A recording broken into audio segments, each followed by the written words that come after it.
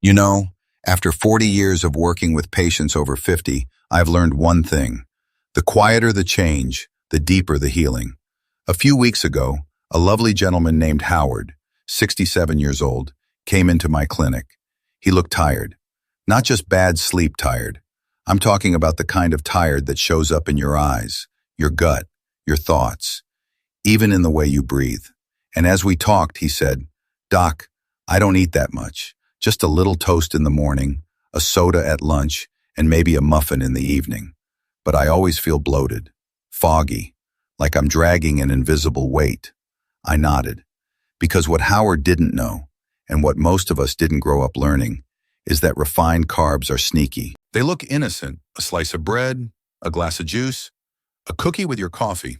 But inside your body, they act like fuel poured on a fire, feeding the silent inflammation that wears down your gut, clogs your thinking, and messes with your energy.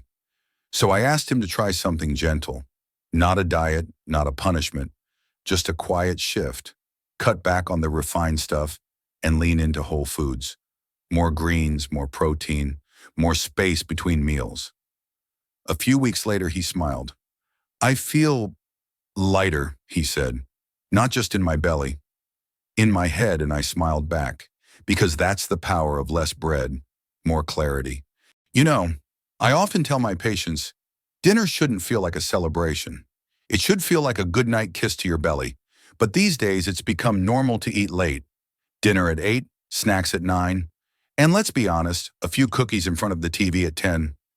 I get it. Life is busy. Sometimes the only quiet moment we have all day is at night. That's when we want to unwind, treat ourselves, feel a little human again. But here's something most people don't realize. Your body has a clock. It's called the circadian rhythm, and it doesn't just control sleep. It also tells your gut when to digest, your liver when to detox, your cells when to repair, and that clock goes to bed before you do. When the sun goes down, your digestive system starts powering down too. Your organs begin shifting gears, moving from processing to cleansing. But when we eat late, it's like forcing the team to stay late for a meeting after they've already clocked out. The result? You might not feel it right away, but over time, the late-night eating adds up. Bloated mornings, restless sleep, silent inflammation, and that lingering heaviness you can't quite explain. These days, I eat dinner earlier, not because I'm on a diet, but because I've learned to respect the rhythm inside me, that quiet wisdom of the body that only wants the chance to rest, repair, and restore. So if you're feeling off, maybe it's not just what you're eating, maybe it's when. Back when I was younger, I loved soda. Whenever I felt tired, I'd crack open a can, take a few sips, and boom, instant energy. Or so I thought. But the older I got, the clearer it became. That energy was just an illusion. It came fast and disappeared even faster. One of my patients once said to me, "Doc, I don't even eat that much. I just drink a little soda here and there. So why does my stomach always feel bloated? Why am I constantly sluggish?" And I didn't blame him. We grew up in a time when soda was a reward, a sign of success, of modern living. But no one really taught us that what you drink can sometimes do more damage than what you eat. Sodas, bottled juices, fizzy drinks, they're full of sugar, chemicals, carbonation, and they act like troublemakers in your gut, fueling bad bacteria, stirring up bloating, and quietly lighting the fires of inflammation. So I started changing things, gently. A warm glass of water in the morning, a cup of green tea in the afternoon. Sometimes just plain water with a few slices of lemon. No sugar, no fanfare, no crash. Just simple drinks, like tiny doctors for your gut, cleaning things out, calming the body, and clearing the mind. I'm not here to tell anyone what to do, but if there's one small shift, one quiet place to begin healing from the inside out, start with what you drink. That one change might just change everything.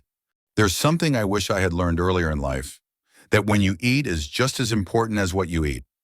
You see, even though we live in a modern world, our bodies still carry an ancient clock inside, a rhythm quietly tied to sunlight, to nature, to something older than any nutrition label.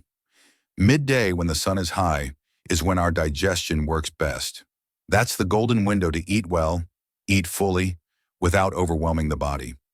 Mornings, keep it light, a bit of warm water, some fruit, maybe a bowl of oats. And dinner? Well, dinner shouldn't be the final battle of the day. Eat early, eat gently. Let your belly rest before your body begins its nightly work of healing. I've seen so many people struggle with sleep, feel bloated, foggy, not because of what they ate, but when they ate it. Their bodies were already saying, "I'm off the clock," but the food kept coming. And here's the thing. You don't need a strict diet. Just shift the timing. Eat in rhythm with your body.